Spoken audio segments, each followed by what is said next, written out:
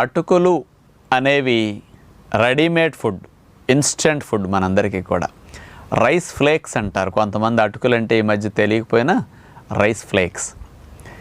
ఎందుకంటే అవి ముందే వాటిని నానపెట్టి ఉడకపెడతారు.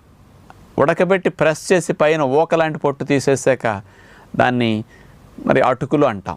ఇట్లాంటి అటుకులు నీకు మరి ముందే ఉడకబెట్టి ఉన్నాయి కాబట్టి తిరిగి ఇంకా ఉడకబెట్టకుండానే నిలవ ఉంటాయి ఎండబెట్టినందువల్ల. సంవత్సరం పొడుగునా ఇంట్లో ఉంచుకుని ఎప్పుడన్నా మనం వాడుకోవచ్చు అన్నమాట. ఈ అటుకులతో దద్దోజనం ఎట్లా చేసుకోవచ్చు? ఇది ఇన్స్టెంట్ అటుకుల దద్దోజనం అంటాం దీన్ని మనం. ఇది ఎవరికి ఇబ్బంది లేకుండా మగవాళ్ళైనా ఆడవారైనా పిల్లలైనా రూమ్స్లో ఉండేవాళ్ళైనా హాస్టల్స్లో ఉండేవాళ్ళైనా ఎప్పుడన్నా కావాలంటే ఇట్లాంటి తయారు చేసుకుని తీసుకోవచ్చు అన్నమాట. ఇది ఎలా చేసుకోవచ్చు అంటే సుమారుగా 1 లీటర్ పెరుగు మనం తెచ్చుకుని కొద్దిగా లైట్గా పులుసున్న బయట